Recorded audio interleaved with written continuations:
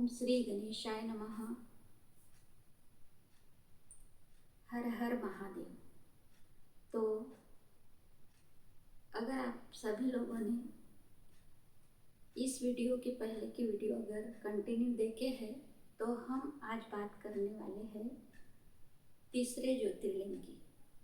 जैसा कि हमने पहले वीडियो में दिखाया है, 12 ज्योतिर्लिंगों में से पहला ज्योतिर्लिंग सोमनाथ, दूसरा ज्योतिर्लिंग मल्लिकार्जुन। वैसे ही आज हम बात करने वाले हैं 12 ज्योतिर्लिंगों में से तीसरा ज्योतिर्लिंग उज्जैन के श्री महाकाल जी के बारे में हम आपको सुनाने जा रहे हैं।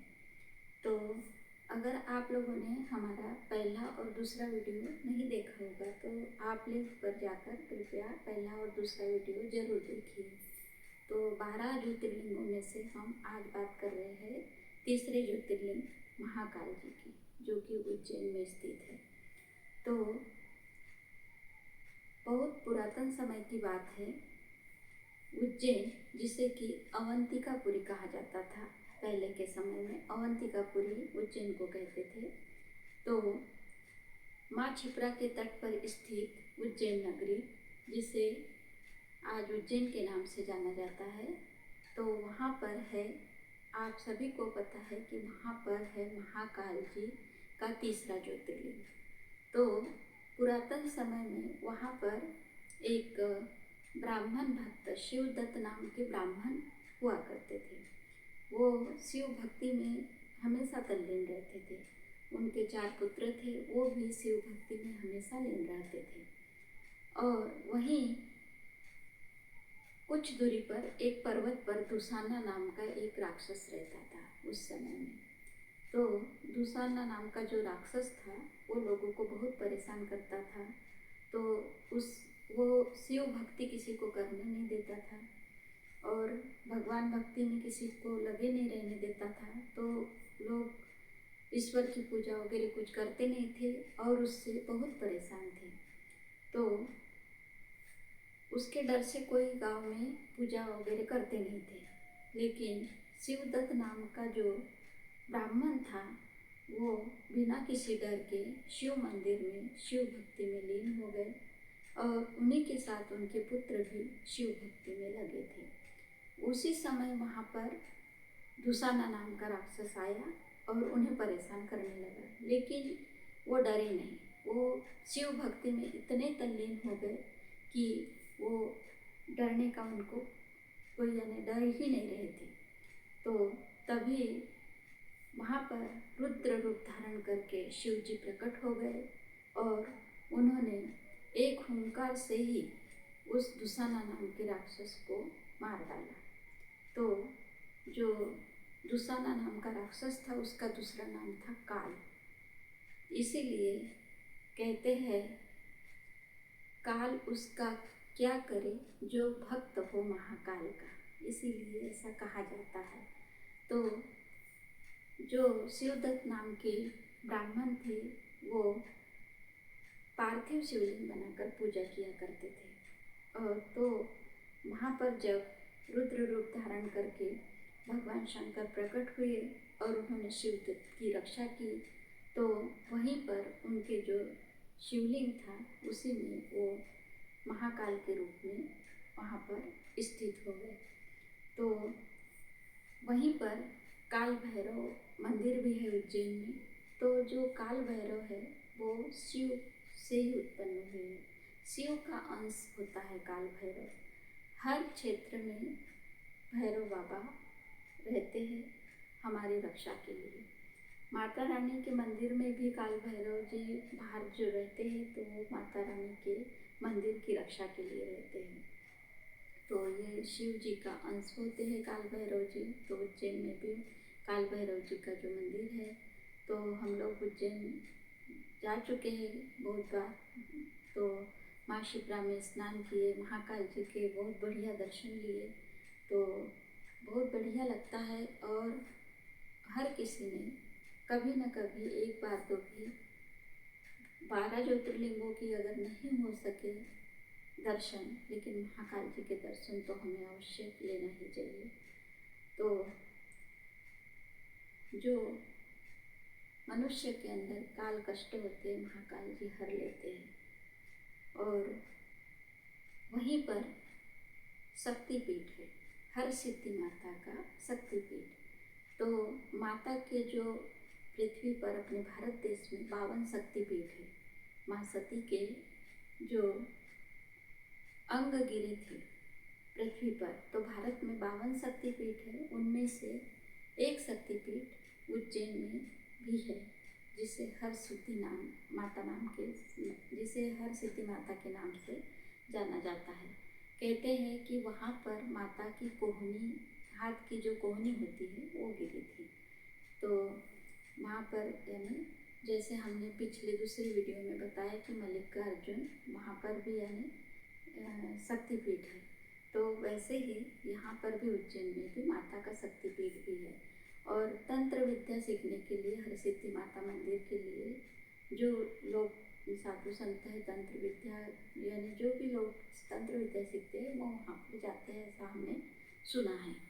तो जो काल भैरव जी है तो वो वहाँ के राजा है और भैरव जी वहाँ के कोतवाल हैं। कहते हैं कि माता के मंदिर का जो निर्माण है वो उस समय विक्रमादित्य नाम के जो राजा थे, वो भी शिव भक्त थे, उन्होंने माता के मंदिर का पुनर्निर्माण किया था। और राजा विक्रमादित्य के बाद में वहाँ कोई राजा नहीं हुए, वहाँ के राजा स्वयं महाकाल जी हैं।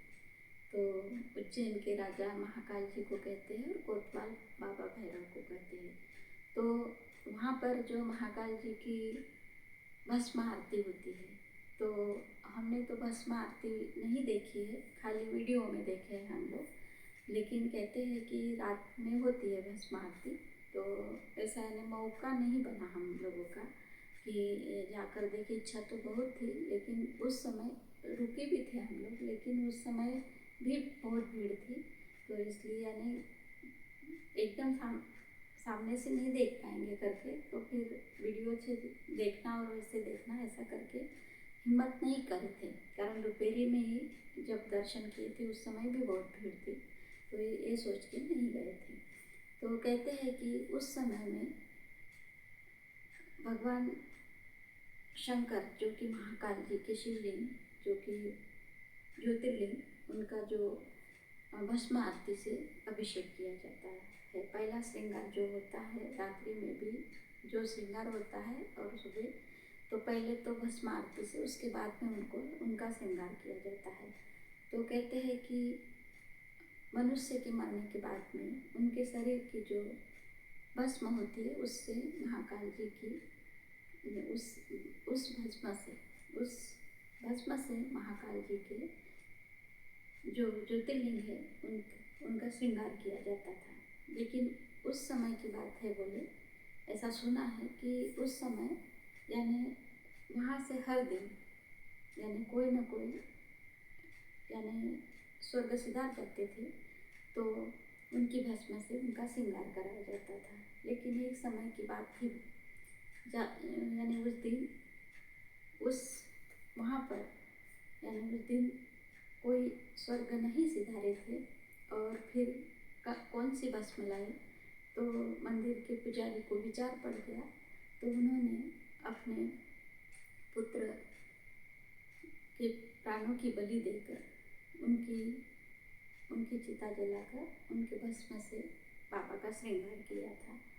तो उससे बाबा बहुत प्रसन्न हुए और उन्होंने उनके पुत्र को जीवन दान दिया और उनसे कहा कि आज के बाद मेरा जो श्रृंगार होगा वो कपिला गाय के कंडों की भस्म से होगा।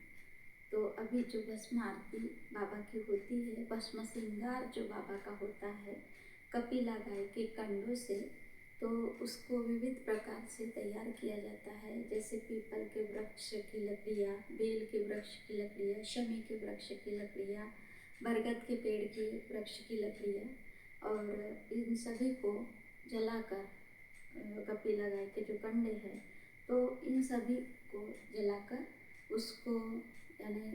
उसकी भस्म तैयार की जाती है और मंत्रोच्चार से वगैरह उसको तैयार करके फिर उससे बाबा के भस्म श्रृंगार किया जाता है। इस प्रकार से हमने ये सुना है। तो वहाँ का जो है उज्जैन का महाकाल जी का जो ज्योतिर्लिंग है वो दक्षिण मुखी है। शिव जी की जो शिवलिंग होती है या ज्योतिर्लिंग जो बाकी है तो वो उत्तर की तरफ रहते हैं और ये दक्षिण की तरफ है, यानी दक्षिण मुखी बोलते हैं। तो इस प्रकार से जितनी मुझे जानकारी थी मैंने आप लोगों को बताने की कोशिश की। तो आपको हमारा वीडियो कैसा लगे ज़रूर कमेंट करके बताइए, लाइक शेयर करिए। और पिछले 2 वीडियो आपने नहीं देखे होंगे तो ज़रूर देखिए। और इसके बाद कंटिन्यू हम क्रम से पूरे 12 ज्योतिर्लिंगों के बारे में आप तक जानकारी पर पहुंचाने की पूरी कोशिश कर रहे हैं। तो हमारे वीडियो में आप बने रहिए। पुनः एक बार जैसे मैंने पहले वीडियो में 12 ज्योतिर्लिंग और उनके स्थानों को बताया वैसे बताती हूँ।